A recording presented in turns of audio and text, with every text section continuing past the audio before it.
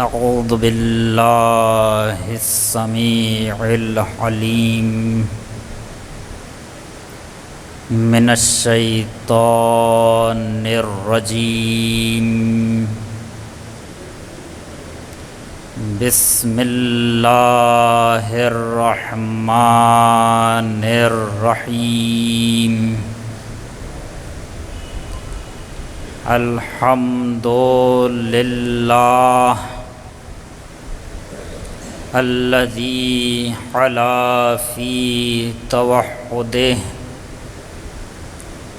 ودنا فی تفردہ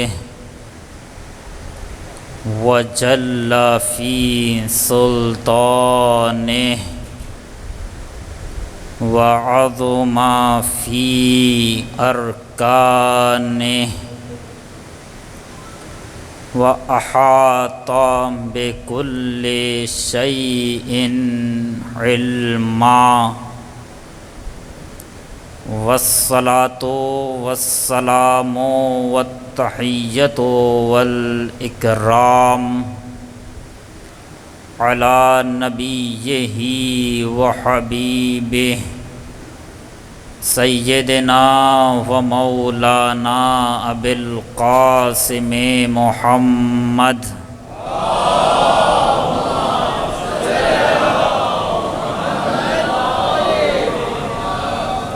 وعلی آلہ آل اللہ الطیبین الطاہرین المعصومین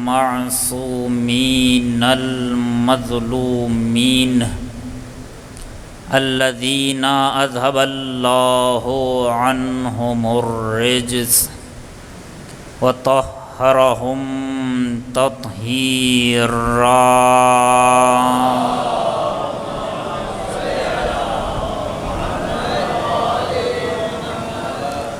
ولا سیما بقیت اللہ ارواحنا لتراب مقدمہ الفداء واللعنۃ الابدیۃ علی اعدائہم اعداء اللہ اجمعین اما بعد فقد قال اللہ عز وجل فی کتابہ المجید من المؤمنین رجال صدقوا ما عاہدوا اللہ علیہ فمنہم من قضى نحبہ ومنہم من ينتظر وما بدلوا تبدیلا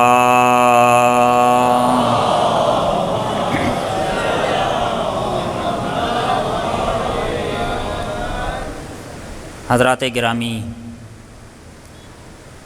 یہ سورہ احزاب کی 23ویں آیت ہے کہ جس میں پروردگار عالم کا ارشاد گرامی ہے کہ مومنین میں سے کچھ مرد ایسے ہیں کہ جنہوں نے اللہ سے کیے ہوئے اپنے عہد کو سچا کر دکھایا، بعض وہ ہیں کہ جو اپنی مدت پوری کر چکے ہیں اور بعض ابھی انتظار کر رہے ہیں اور ان میں کوئی تبدیلی واقع نہیں ہوتی۔ اس آیت کے ساتھ جس موضوع کا انتخاب کیا ہے وہ ہے مرد مومن۔ عزیزان گرامی، اس سال بندے نے جہاں بھی بات کی اس بات پر خاص توجہ کی اور کوشش کی کہ دوسرے بھی توجہ دیں کہ کربلا ایک عام معرکہ نہیں ہے، کربلا کو ایک عام نگاہ سے نہیں دیکھا جا سکتا، کربلا کی طرف ایک عام نظر سے نہیں دیکھا جا سکتا، کیونکہ کربلا کو کسی عام انسان نے نہیں بلکہ معصوم نے کربلا بنایا ہے۔ یعنی کربلا کی محوریت ایک عام انسان سے نہیں ہے، بلکہ کربلا کی محوریت امام معصوم سے ہے۔ اگر کربلا کی محوریت امام معصوم سے ہے تو امام نے کربلا میں جو کچھ کیا ہے اسے سرسری نگاہ سے نہیں دیکھا جا سکتا۔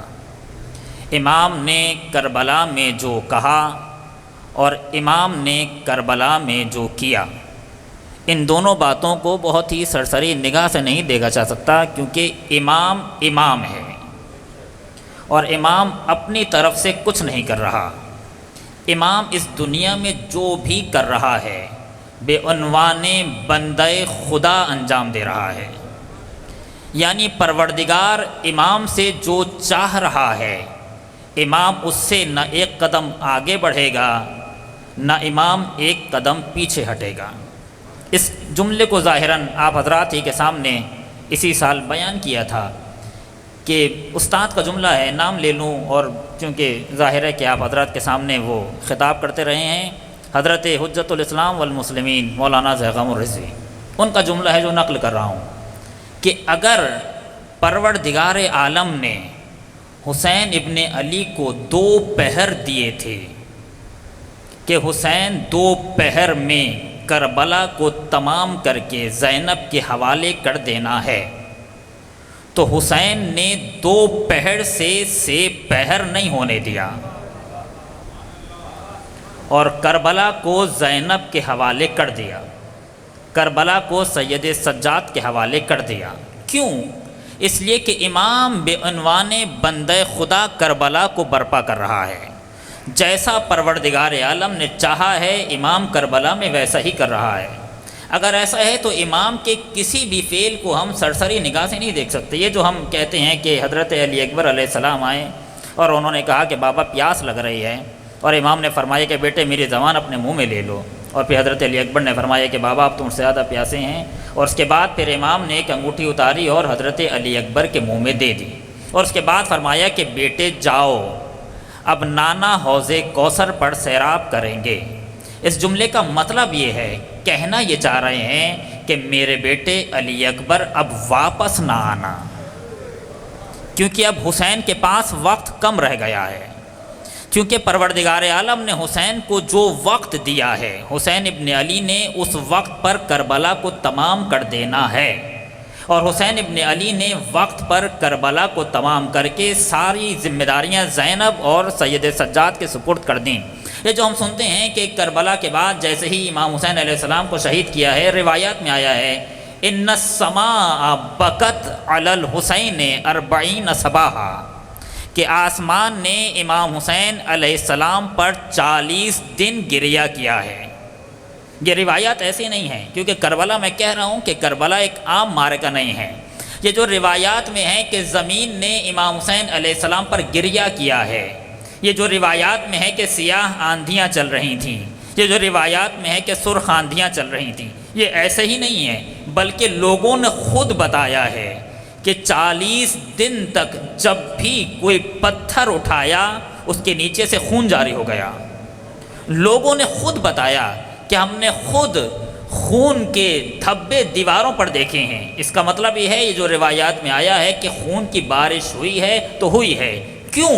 اس لیے کہ امام ہے کہ جس نے کربلا کو کربلا بنایا ہے، اور اگر امام کو کچھ ہو گیا، توجہ فرمائیں، امام کو کچھ ہو گیا تو امام وہ ہے کہ جو محور کائنات ہے، امام وہ ہے جو قلب کائنات ہے، امام وہ ہے جو مرکز کائنات ہے، امام وہ ہے جو جان کائنات ہے۔ جب جان کائنات کو کچھ ہو گیا تو زمین اپنی جگہ پہ نہیں رہے گی، آسمان اپنی جگہ پر نہیں رہے گا، عالم تکوین میں اثر ہوگا۔ کیوں؟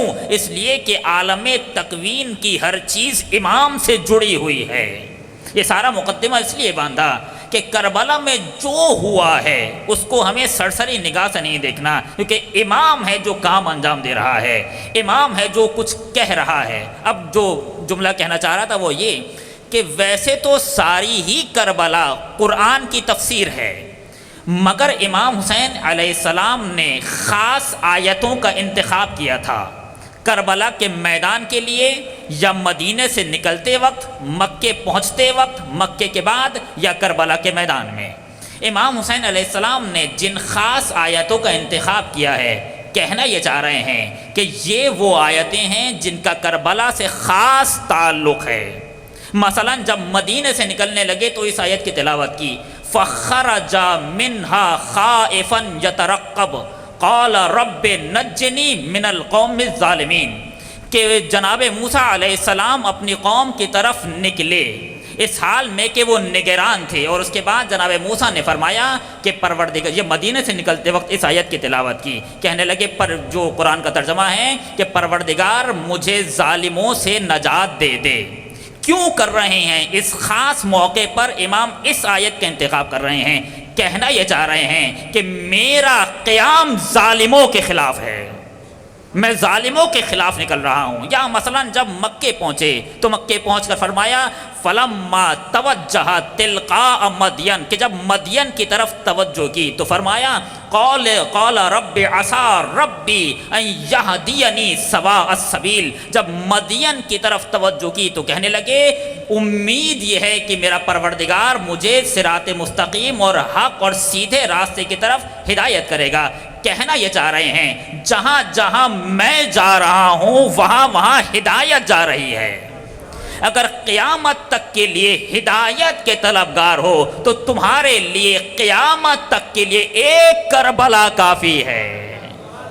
ایک کربلا میں اتنی گنجائش ہے، اتنی گنجائش ہے کہ قیامت تک کے افراد کی ہدایت کر سکتی ہے۔ کیوں؟ کلنا سفن النجاح، ہم سب نجات کی کشتی ہیں، ولیکن سفینۃ الحسین اوسع واسرع، مگر جو حسین کی کشتی ہے وہ وسیع بھی ہے اور جلدی بھی پہنچا دیتی ہے۔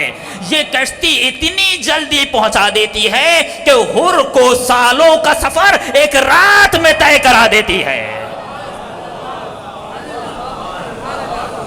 سلامات بر محمد و آل محمد۔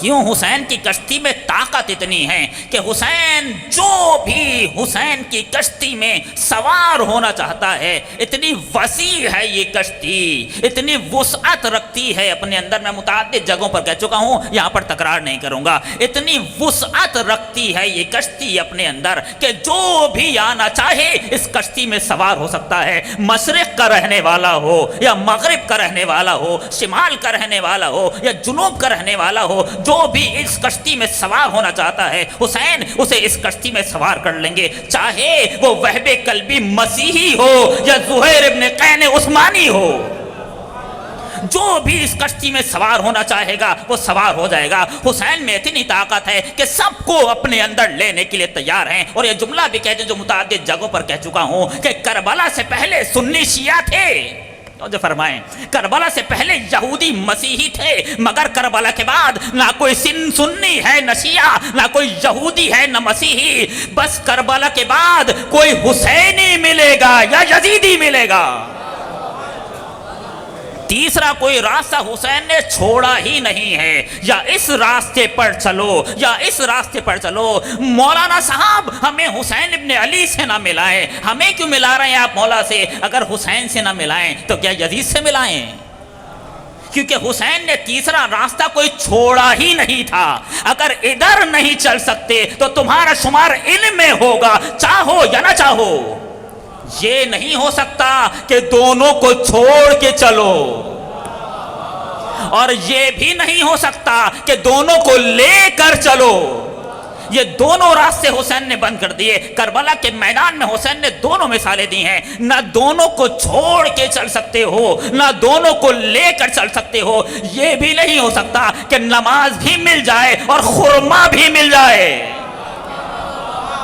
نہیں، کوئی ایک چیز کا انتخاب کرنا ہوگا۔ دونوں مثالیں حسین ابن علی نے کربلا کے میدان میں دی ہیں۔ عمر ابن سعد کے بارے میں ہم نے سنا ہے، عمر ابن سعد وہ شخص ہے کہ جو آخر وقت تک یہ چاہتا رہا کہ کسی طریقے سے کربلا برپا نہ ہو۔ آپ سن کر گھبرا گئے ہوں گے، جی ہاں، عمر ابن سعد آخر وقت تک یہ چاہتا رہا کہ کربلا برپا نہ ہو، چاہا یہ رہا تھا رئی بھی مل جائے اور حسین بھی مل جائے۔ مگر حسین ابن علی نے آواز دی نہیں عمر ابن سعد ایسا نہیں ہو سکتا، یا وہاں کا انتخاب کرنا ہوگا یا یہاں کا انتخاب کرنا ہوگا۔ یہ وہ مثال ہے جو دونوں کو ساتھ لے کر چلنا چاہتا تھا، اور حسین نے اس کا بھی دروازہ بند کر دیا جو دونوں کو چھوڑ کے چلنا چاہ رہا ہے۔ کب؟ جب حر ابن یزید ریاحی نے رات میں یہ سوچا، توجہ فرمائیں، مثالیں ہیں، کتنی مثالیں ہیں۔ جب رات میں یہ سوچا کہ ہوا کیا، آپ مجھے بتائیں، کیا حر امام کا دشمن تھا؟ جی نہیں، حر امام کا دشمن نہیں تھا۔ اگر دشمن تھا تو کیوں حر نے کہا کہ مولا آپ نماز جماعت پڑھیں، میں آپ کے پیچھے پڑھوں گا؟ اس کا مطلب یہ ہے کہ حر امام کا دشمن نہیں ہے۔ پھر کون سی چیز ہے کہ جس نے شب عاشور تک حر کو روکا ہوا تھا؟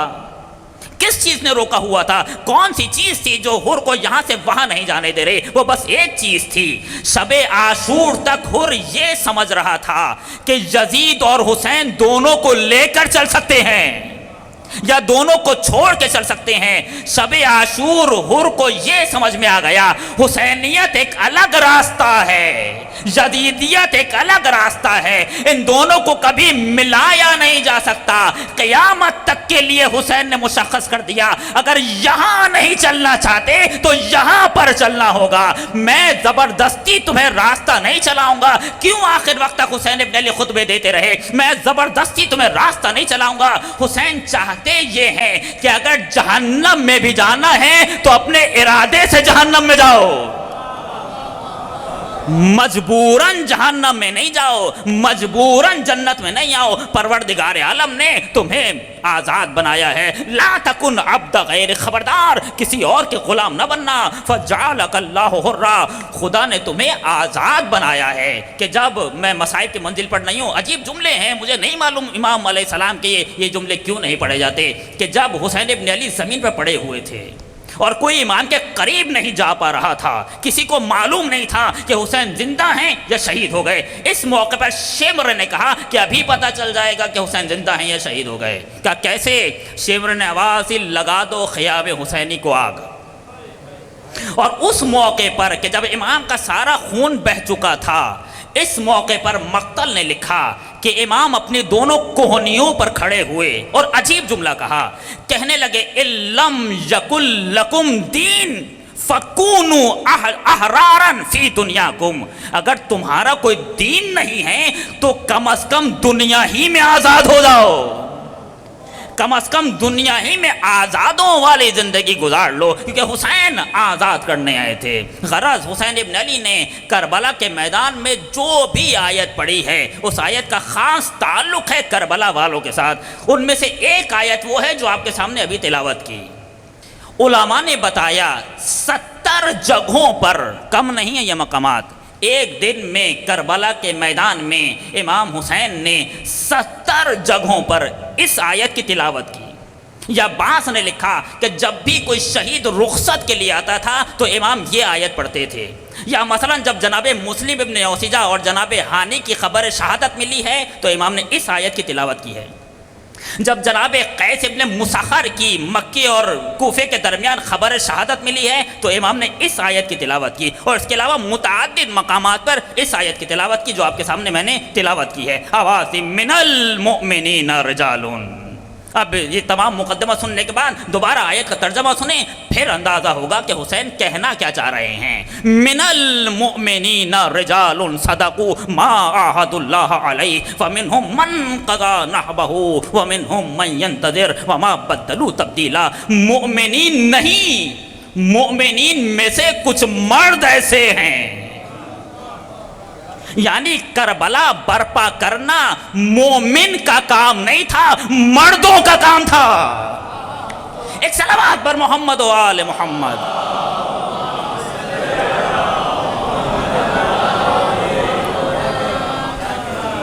کربلا میں عام مومن نہیں بلکہ مرد پائے جاتے تھے۔ اب مومن اور مرد میں فرق کیا ہے انشاءاللہ بیان کروں گا۔ کربلا میں عام مومن نہیں بلکہ کربلا میں مرد پائے جاتے تھے، مردوں نے کربلا کو کربلا بنایا ہے، اور یہ مرد کیا ہے انشاءاللہ بیان کروں گا۔ من المؤمنین رجال، مومنین میں سے انتخاب ہو رہا ہے، سارے مومن نہیں، مومنین میں سے کچھ مرد ایسے ہیں۔ اب یہ مرد ہیں کون؟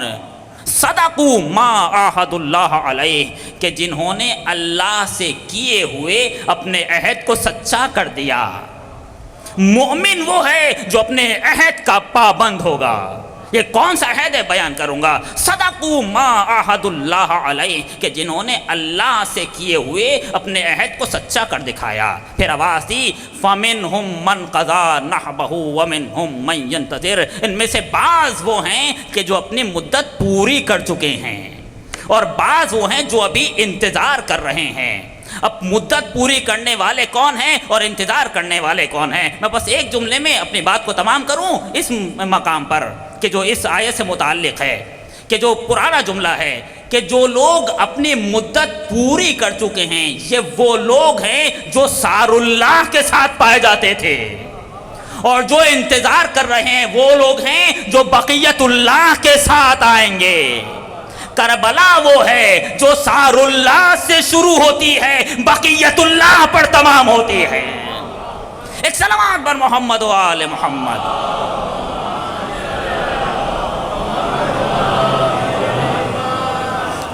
سار اللہ سے بقیت اللہ تک کا سفر ہے کربلا، وہ سفر جو سار اللہ سے شروع ہوا ہے۔ فَمِنْهُمْ مَنْ قَضَى نَحْبَهُ، سار اللہ کے ساتھ جو لوگ پائے جاتے تھے، انہوں نے اپنے عہد کو سچا کر دیا۔ دو پہر میں اول سے لے کر آخر تک سب کی محنتوں کو بچا کے دے دیا، کہ جنہوں نے اپنے عہد کو سچا کر دیا۔ وَمِنْهُمْ مَنْ يَنْتَظِرُ، اور بعض وہ ہیں کہ جنہیں ابھی یہ وقت ملا تو نہیں مگر انتظار کر رہے ہیں کہ کب پروردگار ہمیں موقع دے گا کہ ہم اپنے عہد کو سچا کر کے دکھا دیں۔ وہ کون سا عہد ہے؟ یہ وہ عہد ہے کہ جو ہم نے اپنے پروردگار سے باندھا تھا۔ وہ عہد ولایت ہے۔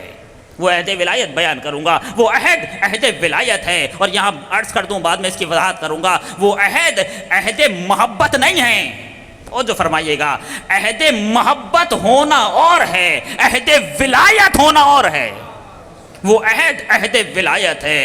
فَمِنْهُمْ مَنْ قَضَى نَحْبَهُ وَمِنْهُمْ مَنْ يَنْتَظِرُ، ان میں سے بعض اپنی مدت پوری کر چکے ہیں اور بعض ابھی انتظار کر رہے ہیں۔ وَمَا بَدَّلُوا تَبْدِيلًا، آخری صفت جو اس آیت میں بیان کی، سنو یہ وہ لوگ ہیں کہ ان میں کوئی تبدیلی واقع نہیں ہوتی، آج اس کے ساتھ تو کل اس کے ساتھ نہیں، ایسا نہیں ہوگا۔ جو راستہ ہے، جس راستے کو یہ حق سمجھتے ہیں، جس راستے کو صحیح سمجھتے ہیں، اس راستے پر جان دے دیں گے مگر راستہ نہیں بدلیں گے۔ اور یہاں پر میں امام خمینی کا وہ جملہ کہہ دوں، اے لوگو اگر یہ لوگ کہیں کہ اپنے جلوس کا راستہ بدل دو، تو فرمائیں جلوس بند ہونے کی بات نہیں ہو رہی، کہنے لگے لوگوں اگر یہ تمہیں کہیں کہ جلوس کا راستہ بدل دو، بند کرنے کی بات نہیں ہے، اگر کہیں جلوس کا راستہ بدل دو، خبردار راستہ نہ بدلنا۔ آج راستہ بدلنے کا کہہ رہے ہیں، کل راستہ چھوڑنے کا تقاضا کریں گے۔ یہ وہی ہے وَمَا بَدَّلُوا تَبْدِيلًا، ان میں کوئی تبدیلی واقع نہیں ہوتی۔ جس راستے کو صحیح سمجھتے ہیں اس پر اپنی جان دے دیں گے مگر راستہ نہیں بدلیں گے۔ یہاں پر وہ حدیث پڑھ دوں، امیر المومنین علی ابن ابی طالب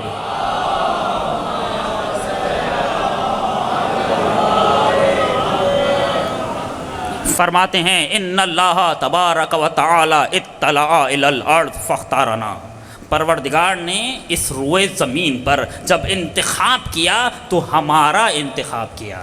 توجہ فرمائیں، اگر پروردگار عالم کو اس پوری زمین پر کوئی ملا تو بس ہم ملے۔ پھر یہی نہیں، یہ حدیث میں آپ کے سامنے پڑھ چکا ہوں لیکن اس زاویے سے یہاں پر نتیجہ دینا چاہ رہا ہوں۔ وَاخْتَارَ لَنَا شِيعَةً، پروردگار نے سب سے پہلے ہمارا انتخاب کیا، پھر ہمارے لیے ہمارے شیعوں کا انتخاب کیا۔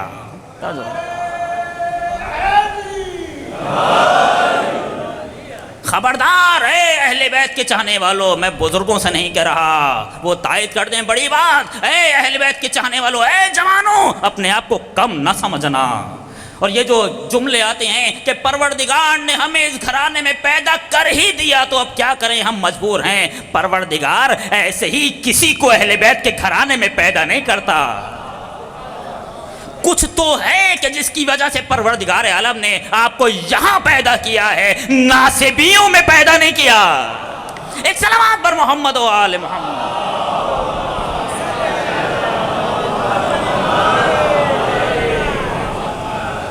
اور کیا ہے انشاءاللہ بیان کروں گا۔ ایسے ہی نہیں، اس کائنات میں کچھ بھی ایسے ہی نہیں ہوتا، ہر چیز کے پیچھے کوئی نہ کوئی سبب ہے، ذرہ برابر۔ فلسفے میں یہ بات ثابت ہے، اس پر یقین کر لیں، جوانوں سے کہہ رہا ہوں۔ اور یہ جملہ بھی کہہ دوں کہ پروردگار نے ہر چیز کی قسمت خود لکھ کر بھیجا ہے۔ کوئی بھی جانور اپنی مرضی سے ہل نہیں سکتا، کوئی بھی پتا اپنی مرضی سے ہل نہیں سکتا، حتیٰ فرشتے بھی پروردگار نے جنہیں جیسا بنا دیا ہے وہ ویسے ہی ہیں۔ جو رکوع میں ہے وہ رکوع میں ہیں، اس کی قسمت میں یہی ہے کہ وہ رکوع میں رہے گا۔ جو سجدے میں ہے وہ سجدے میں ہے، اس کی قسمت میں یہی ہے کہ وہ سجدے میں رہے گا۔ رکوع والا سجدے میں نہیں جا سکتا، سجدے والا قیام نہیں کر سکتا۔ پروردگار نے جس کی جیسی قسمت لکھ دی، مگر انسان وہ واحد مخلوق ہے کہ پروردگار عالم نے اسے خالی کاغذ اور قلم دے کر بھیجا ہے کہ اپنی قسمت خود لکھ کر لانا۔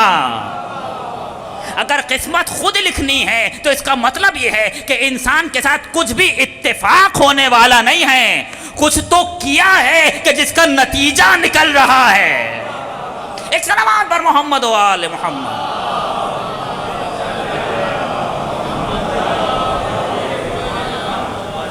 فلسفہ ثابت کر چکا ہے کہ اس کائنات میں ذرہ برابر کوئی اتفاق نہیں ہے۔ علماء بیٹھے ہیں، حجت الاسلام مبشر حسین صاحب اور دوسرے علماء، آپ ان سے جا کر پوچھیے گا، یہ باعمل علماء سے معلوم کریں۔ ہمارے محلے میں ایسے افراد پائے جاتے ہیں، ہمیں چاہیے کہ ہم ان سے استفادہ کریں۔ بہرحال فلسفے کی دنیا میں ثابت ہے کہ ذرہ برابر اس کائنات میں اتفاق نہیں ہے۔ کیوں؟ آپ کو معلوم ہے ہم اتفاق کا لفظ کہاں استعمال کرتے ہیں؟ اتفاق تھا کہ ایسا ہو گیا، یہ کہاں ہوتا ہے؟ کہ جہاں پر میں سبب نہیں جانتا، توجہ فرمائیں، جہاں پر میں وجہ نہیں جانتا اس جگہ کے لیے کہتا ہوں کہ اتفاق تھا کہ ایسا ہو گیا۔ مثال کے طور پر ابھی آپ کو آواز آ رہی ہے، اگر آپ کو آواز آنا بند ہو جائے تو میں کہوں گا اتفاق تھا کہ آواز آنا بند ہو گئی۔ لیکن کیا آپ مجھے بتائیں یہ اتفاق تھا؟ جی نہیں، اتفاق نہیں تھا، بلکہ اگر میری آواز ایک دم سے آتے آتے بند ہو گئی اور میں بول رہا ہوں، اس کا مطلب یہ ہے کہ تار کہیں نہ کہیں سے کٹ گیا ہے۔ اور میں نے کہا کہ اتفاق کے طور پہ میں بات کر رہا تھا اور اتفاقی طور پر میری آواز آتے آتے ایک دم سے بند ہو گئی۔ ہوا کیا کہ جب میں سبب نہیں جانتا تھا، جو فرمائیں، جب میں سبب نہیں جانتا تھا تو میں نے اپنی جہالت کو چھپانے کے لیے، توجہ فرمائیں، کیونکہ انسان دوسروں کو تو قربان کر دیتا ہے، اپنے آپ کو کبھی قربان نہیں کرتا، اپنی جہالت کو چھپانے کے لیے میں نے کہا اتفاق تھا کہ ایسا ہو گیا، جبکہ اتفاق نہیں تھا، اس کے پیچھے پورا قانون تھا۔ غرض اس کائنات میں ذرہ برابر اتفاق نہیں پایا جاتا، اور اگر اتفاق کا دروازہ کھلے گا تو آپ سوچیں بات کہاں تک جائے گی۔ کہنے لگے اتفاق تھا کہ علی خانہ کعبہ میں پیدا ہو گئے، اتفاق تھا کہ خانہ کعبہ کی دیواریں بند تھیں، فاطمہ بنت اسد آئیں، دیواریں کھل گئیں، دیوار ٹوٹ گئی فاطمہ بنت اسد کی۔ اتفاق تھا کہ 3 دن تک فاطمہ بنت اسد کی غذا پروردگار عالم کی طرف سے آئی۔ اتفاق تھا کہ علی نے 3 دن تک اپنی آنکھیں بند رکھیں، اور جیسے ہی پیغمبر آئے پیغمبر کی آغوش میں اپنی آنکھیں کھول دیں۔ اتفاق تھا کہ علی کی پہلی غذا پیغمبر کا لعاب دہن قرار پایا۔ اتفاق تھا کہ پیغمبر نے علی سے کہہ دیا کہ علی کچھ سنا دو، تو علی کہنے لگے یا رسول اللہ کیا سنا دوں؟ توریت سنا دوں، زبور سنا دوں، انجیل سنا دوں یا قرآن سنا دوں؟ تو پھر پیغمبر نے کہا کہ قرآن سنا دو، تو اتفاقی طور پر امیر المومنین نے قرآن سنانا شروع کر دیا۔ اتفاق تھا کہ علی نے اپنے ہاتھوں سے پیغمبر کے خانہ کعبہ میں موجود بتوں کو پیغمبر کے کاندھوں پر چڑھ کے توڑ دیا، کسی اور نے نہیں توڑا۔ اتفاق تھا کہ اس کے بعد جتنے بھی معرکے ہوئے علی نے سر کیے۔ اتفاق تھا کہ جب سب بھاگ رہے تھے جبرائیل علی کے لیے کہتا ہوا اترا، لا فتح الا علی لا سیف الا ذوالفقار۔ اتفاق تھا کہ پیغمبر کی اگر کسی نے جان بچائی ہے تو وہ علی تھے. اتفاق تھا کہ اگر پیغمبر کے بعد پیغمبر کے مقصد کو کسی نے بچایا تو علی ہی کی نسل نے بچایا. ایک صلوات پر محمد و آل محمد.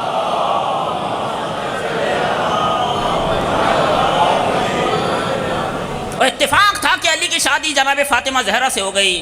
اتفاق تھا کہ سب کے رشتے آئے اور پیغمبر نے سب کو منع کر دیا. توجہ فرمائیں, سب کو منع کر دیا, مگر جب علی کا مسئلہ آیا تو پیغمبر نے فوراً ہاں بھر دی. کیوں؟ کہنے لگے ان دونوں کے رشتے یہاں نہیں وہاں بنے ہیں. اتفاق تھا کہ اس کائنات کے بہترین فرزند علی کے قرار پائے. اتفاق تھا, اتفاق تھا, اتفاق تھا. مجھے نہیں معلوم کہ یہ سارے اتفاقات علی ہی کے ساتھ کیوں ہو رہے تھے. بس اتنا جانتا ہوں کہ جہاں پر سارے اتفاقات جمع ہو جائیں اسے کہتے ہیں علی ابن ابی طالب. ایک صلوات پر محمد و آل محمد.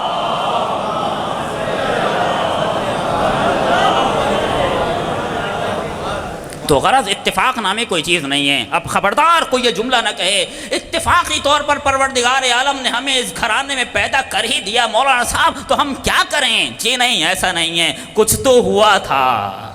تمہارے باپ کی کوئی تو نیکی تھی, تمہارے دادا کی کوئی تو نیکی تھی کہ پروردگار عالم نے تمہیں اس خاندان میں پیدا کیا. غرض کربلا کوئی عام معرکہ نہیں ہے. حسین ابن علی نے اتفاقی طور پہ نہیں بلکہ بہت ہی منتخب جگہوں پر آواز دی. من المؤمنین رجال صدقوا ما عاہد اللہ علیہ. کربلا کے میدان میں مؤمنین میں سے کچھ مرد ایسے ہیں کہ جنہوں نے اللہ سے کیے ہوئے اپنے عہد کو سچا کر دکھایا. یہاں پر رکیے عزیزان گرامی, ان مردوں کا انتخاب مسلمانوں میں سے نہیں ہو رہا. کیونکہ انتخاب کہاں سے ہو رہا ہے یہ دیکھنا ہوگا.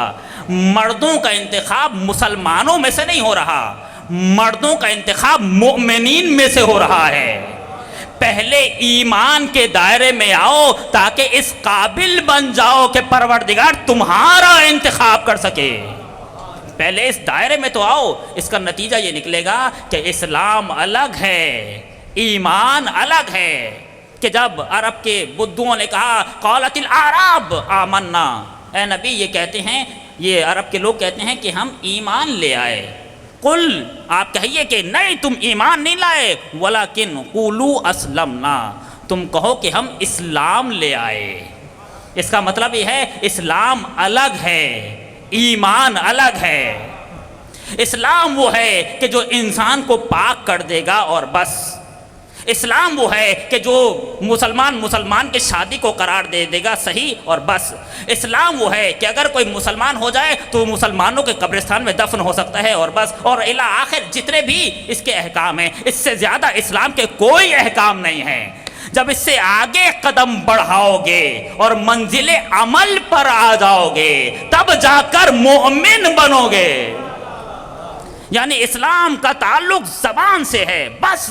جب آگے بڑھ جاؤ گے اور منزل عمل پر آؤ گے, یعنی اپنے اسلام کو ثابت کر کے دکھاؤ گے, تب جا کر ایمان کی منزل پر آؤ گے. ابھی تو ہم اسلام نہیں سمجھ پائے. اسلام کیا ہے آپ کو معلوم ہے؟ پیغمبر نے مسلمان کسے کہا ہے؟ عجیب مرحلہ ہے. ابھی اسلام مجھے نہیں معلوم ہم میں سے کون اسلام کے دائرے میں داخل ہوا. چیب رسد ایمان کی بات آئے, آواز دی. پیغمبر نے جو مسلمان کی تعریف کی ہے, اور آج موجودہ واقعات کی بنیاد پر یہ تعریف کرتا چلوں, آواز دی. من اصبح ولم یہتم بامور المسلمین فلیس بمسلم, کہ جس نے صبح کی اس حال میں کہ اسے اپنے مسلمان بھائیوں کا کوئی خیال نہیں تھا تو وہ مسلمان بھی نہیں ہے.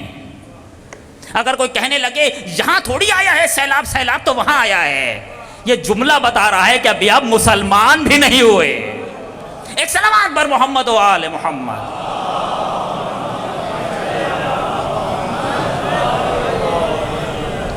اور پھر جب انسان اسلام کے مرحلے پر آ جائے گا تو اس سے اگلا مرحلہ ایمان کا مرحلہ ہوگا. تو پہلے یہ دیکھنا ہے کہ ایمان ہے کیا. جب مومن سمجھ میں آئے گا پھر سمجھ میں آئے گا کہ مومن کے بعد پروردگار عالم نے ان مومنین میں سے کن لوگوں کا انتخاب کیا ہے. توجہ فرمائیں عزیزان گرامی، آپ تاریخ میں اگر دیکھیں تو 3 طرح کے افراد ملیں گے تاریخ میں۔ بعض لوگ وہ ہیں جو تاریخ کے کہنے پر چلے ہیں، بس جہاں تاریخ لے گئی وہ وہاں چل دیے۔ بعض لوگ وہ ہیں جو تاریخ کے مخالف چلے ہیں۔ توجہ فرمائیے گا، تیسری قسم ابھی بیان کروں گا، مثال تو بات واضح ہو جائے، یہ سمجھ میں آئے کہ مومن اور مرد میں فرق کیا ہے، یا ہمارے موضوع کے اعتبار سے مومن اور مرد مومن میں کیا فرق ہے۔ بعض لوگ وہ ہیں کہ جو دریا کے بہاؤ پہ بہتے ہیں۔ مولانا صاحب معاشرہ جہاں لے کر جا رہا ہے ہمیں معاشرے کے ساتھ ساتھ چلنا چاہیے، یہ وہ ہیں جو دریا کے بہاؤ پہ چل رہے ہیں، جہاں دریا لے جائے۔ توجہ فرمائیں، اور یہی وہ منزل ہے، عجیب منزل ہے، یہی وہ منزل ہے کہ جس کے لیے پروردگار عالم نے شعراء کے لیے بیان کیا۔ آپ کو معلوم ہے شعراء کا مسئلہ اتنا حساس مسئلہ تھا کہ پروردگار عالم نے قرآن میں پوری ایک سورہ شعراء کے نام کی ہے، سورہ شعراء، آواز دی وَالشُّعَرَاءُ يَتَّبِعُهُمُ الْغَاوُونَ۔ یہ شعراء وہ ہیں جو گمراہ لوگوں کی پیروی کرتے ہیں۔ آپ گھبرا گئے؟ جی نہیں، بات یہاں نہیں ہے، آگے بڑھ جائیے۔ یہ شعراء وہ ہیں جو گمراہ لوگوں کی پیروی کرتے ہیں۔ پھر فی کل واد یہیمون، یہ ہر وادی میں سرگرداں ہیں۔ توجہ فرمائیں، اس جملے کی وضاحت میں جو کسی صاحب تفسیر نے جملہ لکھا وہ جملہ پڑھوں انشاءاللہ آپ پہنچ جائیں گے۔ یہ ہر وادی میں سرگرداں ہیں، جہاں قافیہ لے جائے، جہاں قافیہ لے جائے، قافیہ یہاں لے جائے تو یہاں چل دیے، قافیہ وہاں لے جائے تو وہاں چل دیے۔ ہونا یہ چاہیے تھا کہ ایک معیار طے ہوتا اور اس معیار پر قافیہ باندھا جاتا، مگر ہونا یہ لگا کہ پہلے قافیہ باندھا گیا پھر معیار طے ہونے لگا۔ پروردگار عالم نے اس کو روک دیا، خبردار، طریقہ یہ نہیں ہے، طریقہ یہ ہے کہ پہلے معیار طے کرو، جب معیار طے ہوگا پھر پتہ چلے گا کہ تمہارا قافیہ اس معیار کے مطابق ہے یا نہیں۔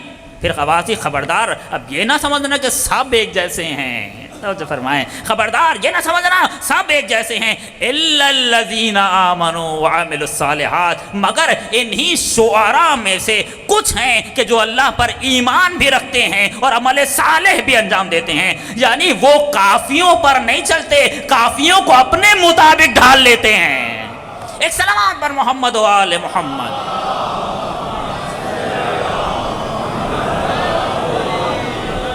ورنہ شعراء کی مدحت میں جو روایات آئی ہیں، ایک روایت پڑھ رہا ہوں بس تاکہ اپنی بات سے قریب ہو جاؤں، شعراء کی مدحت میں جو روایات آئی ہیں عجیب روایات ہیں۔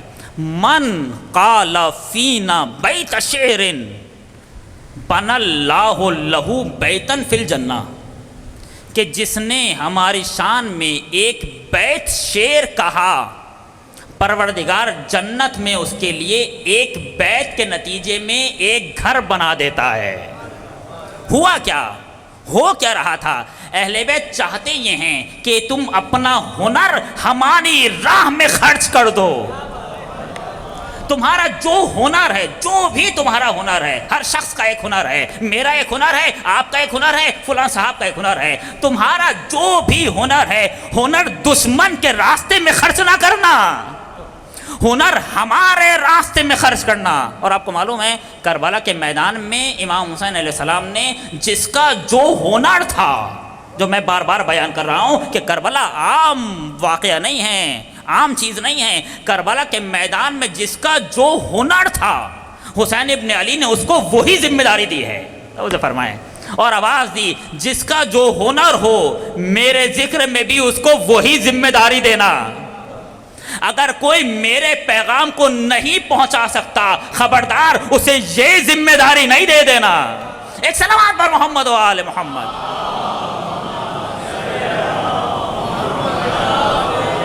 جس کا جو ہنر ہے، جناب جون اسلحہ سازی میں مہارت رکھتے تھے، با ہنر تھے، اسلحہ بناتے تھے جناب جون۔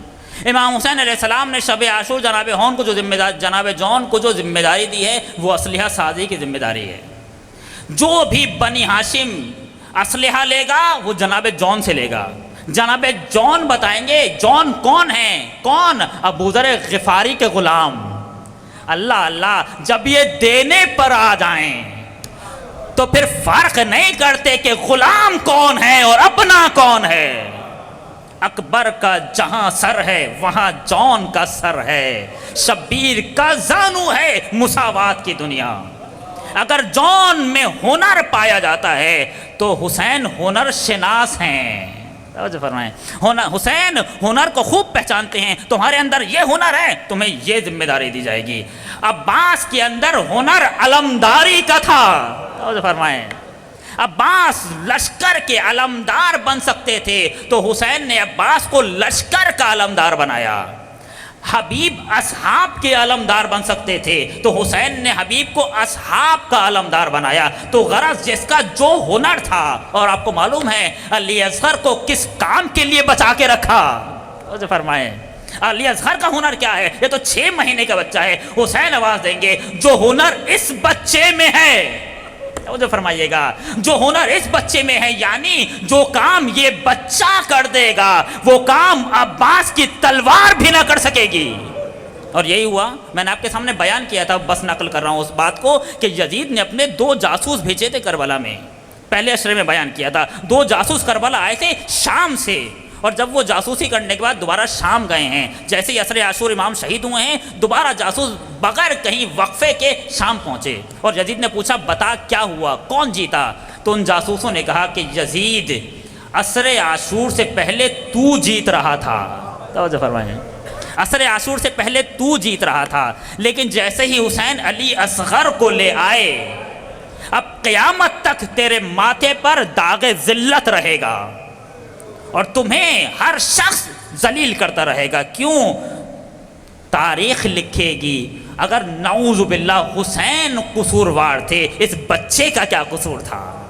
توجہ فرمائیں۔ تو غرض جس کا جو ہنر تھا حسین ابن علی نے کربلا کے میدان میں اس کو وہ ذمہ داری دی ہے اور آواز دی ہے کہ ہنر دیکھ کر ذمہ داری دینا۔ تو غرض بعض لوگ وہ ہیں جو دریا کے بہاؤ پہ چلتے ہیں۔ میں بس بیان کرنا چاہ رہا ہوں کہ مرد ہے کون، مرد ہوتا کیا ہے، مومن اور مرد میں فرق کیا ہے۔ بعض لوگ وہ ہیں کہ جو دریا کے دھارے پر بیٹھے ہیں، جہاں دریا لے جائے، جہاں بہاؤ لے جائے وہاں چل دیے۔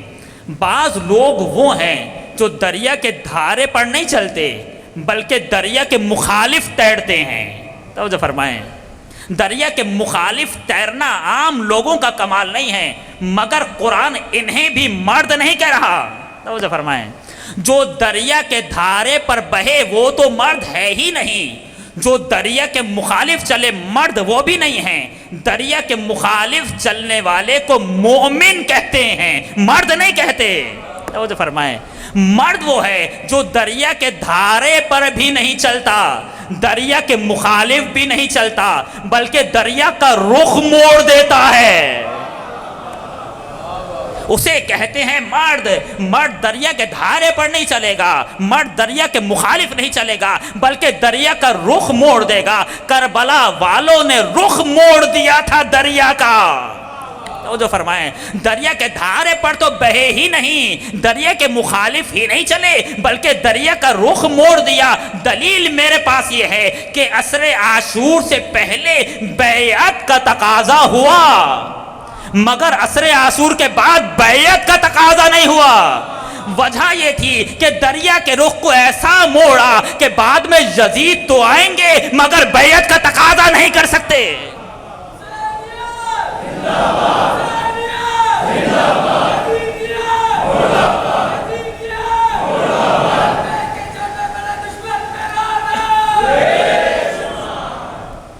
نہیں، یہ ان مردان خدا کا کام تھا جو کربلا میں پائے جاتے تھے۔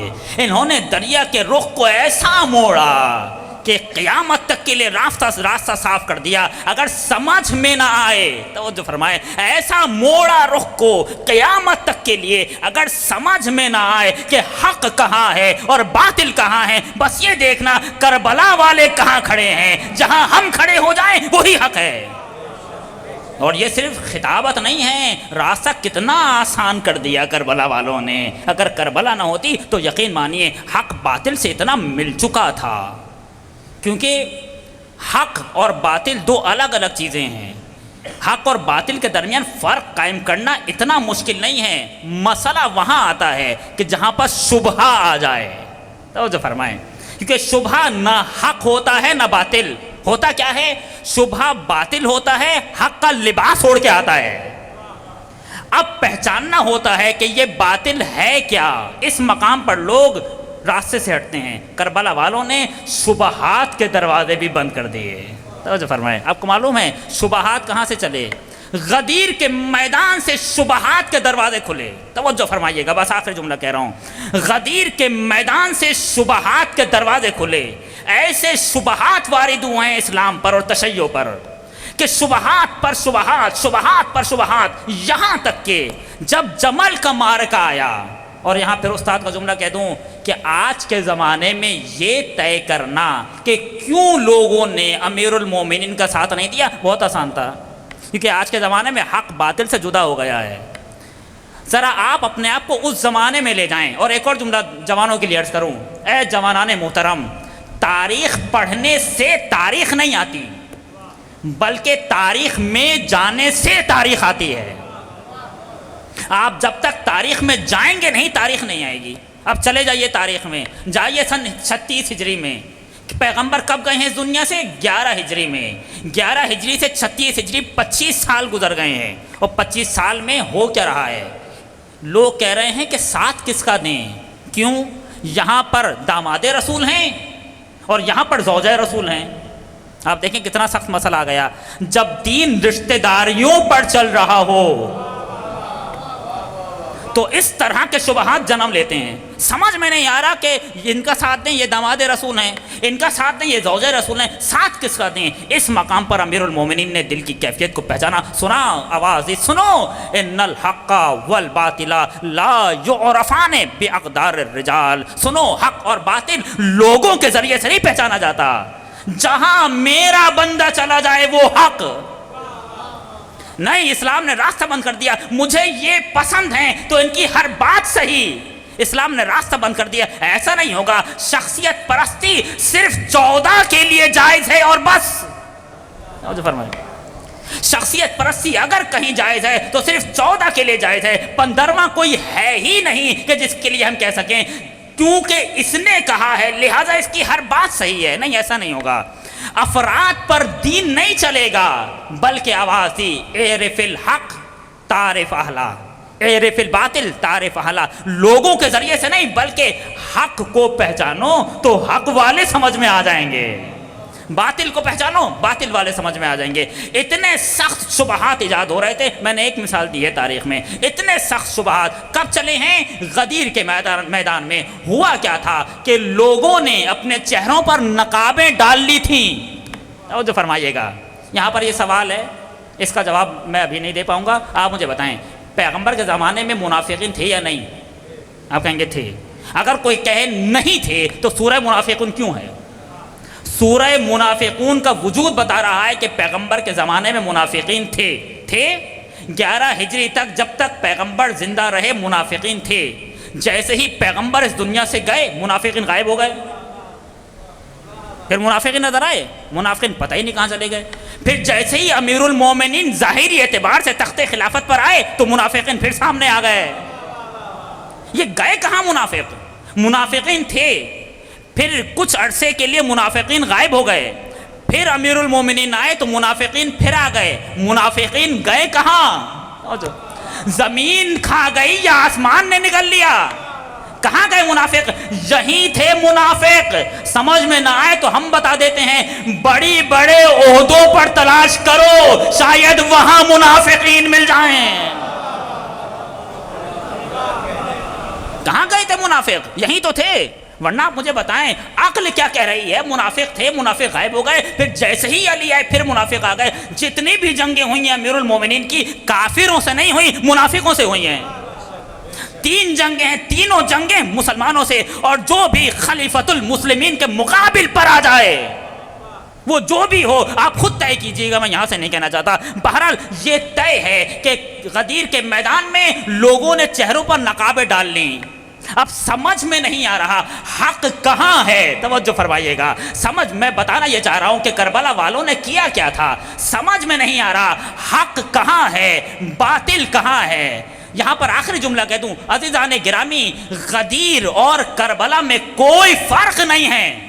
توجہ فرمائیے گا، غدیر اور کربلا میں کوئی فرق نہیں ہے، بس ایک فرق ہے، غدیر کے میدان میں لوگوں نے اپنے چہروں پر نقاب ڈالی تھی، کربلا والوں نے اس نقاب کو کھینچ کے رکھ دیا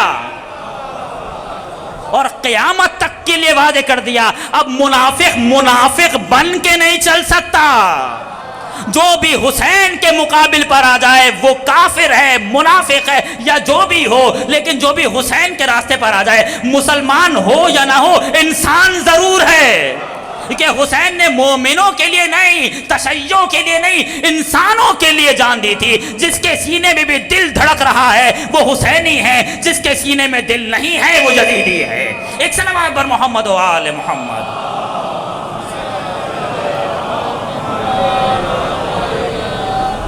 سمجھ میں آیا ان مردان خدا نے کیا کیا تھا؟ ان مردان خدا نے قیامت تک کے لیے، ہمارے آپ کے لیے اور رہتی دنیا کے لیے راستہ صاف کر دیا۔ سمجھ میں نہ آئے، اب شبہہ بن کے نہیں چلے گا، بلکہ شبہات کے نقاب کھینچ کے رکھ دیے کربلا والوں نے۔ اسی لیے تو کہنے والوں نے کہا کہ کربلا کا ذکر نہ کیا کرو، اس سے اصحاب کی توہین ہو جاتی ہے۔ کیوں ہو جاتی ہے توہین؟ کون سے اصحاب نے قتل کر دیا حسین ابن علی کو؟ مسئلہ یہ نہیں ہے، مسئلہ یہ ہے کہ جب کربلا کا ذکر ہوتا ہے تو بڑی بڑی نقابیں الٹ دی جاتی ہیں، پھر مسئلہ صاف ہو جاتا ہے۔ اب سمجھ میں آیا؟ وہ تماچا جو حسین ابن علی نے کربلا کے میدان میں لگایا تھا، آج تک اس کی چیخیں سنائی دے رہی ہیں، آج تک چیخیں سنائی دے رہی ہیں۔ یہ گوش و کنار سے جو آواز آتی ہے، جوانوں پریشان نہ ہونا، انہوں نے یہ کر دیا، انہوں نے یہ کر، نہیں، ایسا نہیں ہے، بلکہ جو تماچا حسین ابن علی نے لگایا تھا، یہ اس تماچے کا درد ہو رہا ہے۔ جب تماچا لگا ہے درد تو ہوگا، اور جسے درد ہوگا اسے چیخنے کا بھی اختیار ہے، اتنا تو اختیار ہے ہی کہ چیخے، مگر اس کی چیخ سے پریشان نہیں ہونا۔ حسین ابن علی نے ہمیں راستہ دے دیا، مگر راستہ دینے کے لیے بہت زحمتیں کی، بہت قربانیاں دیں۔ میں پھر وہی جملہ کہہ دوں، آسان نہیں ہے کربلا کو سمجھنا۔ ہم نے کربلا کو بہت آسانی سے سن لیا اور ہم نے سمجھا نہیں کربلا ہے کیا۔ کربلا کو امام معصوم نے کربلا بنایا ہے، ورنہ کیسے ممکن ہے، کیسے ممکن ہے؟ زمین لرز رہی تھی جب زینب بنت علی خیمے کی طرف جا رہی تھیں اور امام نے کہا جاؤ زینب خیمے کی طرف۔ اس وقت یہ صرف ایسا ہی نہیں لکھ دیا تاریخ نے، واقعاً زمین لرز رہی تھی کہ دشمن کہتے تھے کہ اس طرح سے آندھیاں چل رہی تھیں کہ لگ رہا تھا قیامت آ گئی۔ یہ مقتل نے لکھا ہے، کہہ رہے تھے کہ ہم نے کر کیا دیا، ہم نے رسول کے بیٹے کو قتل کر دیا، قیامت جو بعد میں آنی تھی آج آ گئی۔ بعد میں جب آندھیاں طوفان رکا ہے تو پھر ان سب کی جان میں جان آئی ہے۔ زمین و آسمان کو رلا کے رکھ دیا حسین ابن علی نے۔ ذوالجناح چیختا ہوا چلا تھا، اور جب کسی نے امام محمد باقر علیہ السلام سے پوچھا کہ کیا کہہ رہا تھا، ذوالجناح جانور، یہ مقتل نے لکھا کہ ذوالجناح اس طرح سے چیخ رہا تھا کہ پورا رن کانپ رہا تھا۔ حسین قتل ہو گئے۔ کسی نے جب امام محمد باقر سے پوچھا کہ ذوالجناح کیا کہہ رہا تھا، کہنے لگے ذوالجناح یہ کہہ رہا تھا الظلیمہ الظلیمہ من امت قتلت ابن بنت نبیہا، ظلم ہو گیا، ظلم ہو گیا، انہوں نے اپنے نبی کے بیٹے کو بھی قتل کر دیا۔ زمین و آسمان میں تلاطم مچ گیا، کیوں؟ حسین مارے گئے، حسین قتل ہو گئے، اور اس کے بعد پھر کربلا رکی نہیں۔ میں ایک منزل تک جانا چاہتا ہوں۔ کہنے لگے جب حسین ابن علی کو قتل کر دیا تو عمر ابن سعد نے آواز دی سنو، کوئی بھی گھوڑے سے نہ اترے۔ کیوں؟ اس لیے کہ ابھی حسین کا لاشا پامال کرنا ہے۔ مقتل نے لکھا 10 گھوڑ سوار الگ ہوئے، اور مقتل ہی نے لکھا یہ سب ناجائز تھے، 10 کے 10 ناجائز، اور انہوں نے کہا کہ ہم حسین کا لاشا پامال کریں گے۔ اور یہ انہی کے جملے ہیں، بس ایک جملہ پڑھ رہا ہوں، میں کسی منزل تک جانا چاہتا ہوں۔ کہنے لگے نحنو رززنا الصدر بعد الظہر، پہلے ہم نے حسین کا سینہ توڑا، پھر حسین کی پسلیاں توڑی،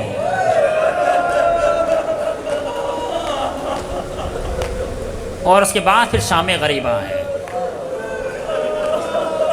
زینب نے یہ رات کیسے گزاری نہیں معلوم. یہ پہلی رات ہے جو زینب نے کھلے آسمان کے نیچے گزاری ہے، اور ساری رات زینب سے کوئی نہ کوئی کچھ نہ کچھ کہتا رہا. کبھی ایک بچی آتی تھی، کہتی تھی پھوپھی میرے رخساروں میں درد ہو رہا ہے، زینب اسے سہارا دیتی تھی.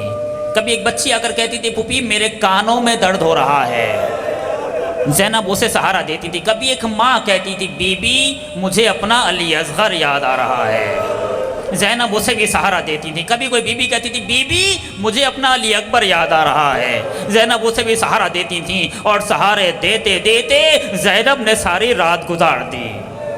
11 محرم آئی تو کہنے لگے لوٹو تبرکات علی و بطول کو، قیدی بنا کے لے چلو آل رسول کو. اور اس کے بعد یہ جملے سن لینا کتنا آسان ہے ہمارے لیے کہ ظالموں نے علی کی بیٹی کو رسیوں سے باندھا اور پھر ایک توق لے کر آئے، سید سجاد کو توق پہنایا، ہاتھوں میں ہتھکڑیاں پہنائیں، پاؤں میں بیڑیاں پہنائیں، اور کہنے لگے انہیں وہاں سے گزارو جہاں پر لاشیں پڑے ہوئے ہیں. انہیں وہاں سے گزارا گیا جہاں پر لاشیں پڑے ہوئے تھے. جملہ سنیں گے، جب اونٹ وہاں تک پہنچے ہیں تو زینب نے اونٹ کے بیٹھنے کا انتظار نہیں کیا بلکہ اپنے آپ کو اونٹ سے گرا دیا اور چلی حسین کے لاشے کی طرف. یہ کون سا لاشا ہے جو پامال ہو چکا ہے، جس کی ہڈیاں ٹوٹ چکی ہیں، جس کا نقشہ بدل چکا ہے. آپ نے کتنی آسانی سے سن لیا. جب جناب حمزہ کو شہید کیا ہے اور جناب حمزہ کے لاشے کو کچل دیا گیا، پیغمبر نے یہ منظر دیکھا، امیر المومنین کھڑے ہوئے تھے، اور اس کے بعد جب پیغمبر کو پتا چلا کہ حمزہ کی بہن صفیہ آ رہی ہے، پیغمبر نے فوراً کہا علی صفیہ آ رہی ہے، ایک بہن بھائی کے لاشے پر آ رہی ہے، خبردار ایسا نہ ہو کہ صفیہ اپنے بھائی کا لاشا دیکھ لے، لاشے کو چھپا دو، ان زخموں کو چھپا دو. ایک کپڑا ڈال دیا گیا. کیوں؟ اس لیے کہ صفیہ آ رہی ہے. ایک بہن بھائی کے لاشے پر جا رہی تھی، بہن دیکھے گی تو برداشت نہ کر سکے گی. چلیے کربلا میں ایک اور بہن جا رہی تھی، کپڑا ڈالنا تو دور کی بات، ان کی چادریں بھی چھین لی گئی. اسی لیے تو جب لاشیں پر آئی ہیں تو کہا ہے انت اخی، کیا تو ہی میرا بھائی ہے؟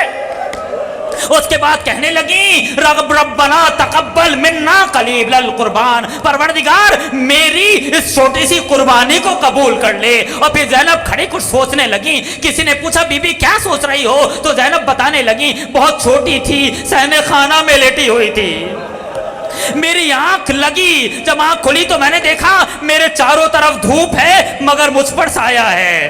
جب غور کیا تو سمجھ میں آیا میرا بھائی حسین مجھ پر سایہ کیے ہوئے تھا. میں نے اپنے آپ سے کہا بھیا اس احسان کا بدلہ ضرور چکاؤں گی.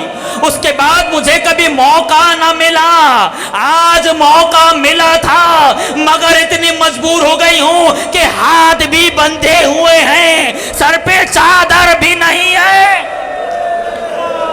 اور پھر مقتل نے لکھا اس کے بعد زینب نے مدینے کا رخ کیا، کہنے لگی صلی علیکہ ملائکۃ السماء، نانا آپ پر آسمان کے ملائکہ نے نماز پڑھی تھی. وہذا حسینون، نانا یہ آپ کا حسین ہے، مرمل بالدماء، خون میں غلطہ پڑا ہوا ہے، مقطع الاعضاء، اس کے اعضاء ٹکڑے ٹکڑے کر دیے گئے ہیں. ایک ایک جملہ مرثیہ ہے، مقطع الاعضاء، نانا اس کے اعضاء ٹکڑے ٹکڑے کر دیے گئے ہیں. پھر کہنے لگی مجزور الراس من القفا، نانا حسین کو گردن سے ذبح کیا گیا ہے. مسلوب الامامت والرداء، نانا حسین کا لباس بھی چھین لیا گیا، حسین کا امامہ بھی چھین لیا گیا. ابھی زینب یہ بیان کر رہی تھی کہ آواز آئی لے چلو انہیں کوفے کی طرف. کیسے چھوڑیں حسین کو؟ ساری بیبیوں کو آمادہ کیا, آمادہ ہو جاؤ, اونٹوں پہ سوار ہو جاؤ. کیسے اونٹوں پہ سوار ہو جائیں؟ اس سے پہلے جب چلے تھے علی اکبر نے سوار کیا تھا, اس سے پہلے چلے تھے تو قاسم نے سوار کیا تھا. زینب نے محسوس کیا, آواز دی ام کلثوم آ جاؤ. زینب نے اپنے ہاتھوں سے ام کلثوم کو سوار کیا. پھر کہنے لگی لیلا آ جاؤ, اپنے ہاتھوں سے لیلا کو سوار کیا. کہنے لگی رباب آ جاؤ, اپنے ہاتھوں سے رباب کو سوار کیا. ایک مرتبہ آواز دی فضہ تم بھی آ جاؤ. فضہ کو اپنے ہاتھوں سے سوار کر دیا. سب کو سوار کرنے کے بعد زینب کھڑی سوچ رہی ہے اب مجھے کون سوار کرے گا. عجب نہیں مقتل کا رخ کیا ہو. آؤ عباس آؤ, آؤ بھیا حسین آؤ. ابھی زینب سوچ رہی تھی, مقتل نے لکھا ایک شقی نے ایسا تادیانہ مارا. زینب گھبرا کے اونٹ پہ سوار ہوئی. اے بھیا خدا حافظ, زینب جا رہی ہے. واہ حسینہ, واہ مظلوم.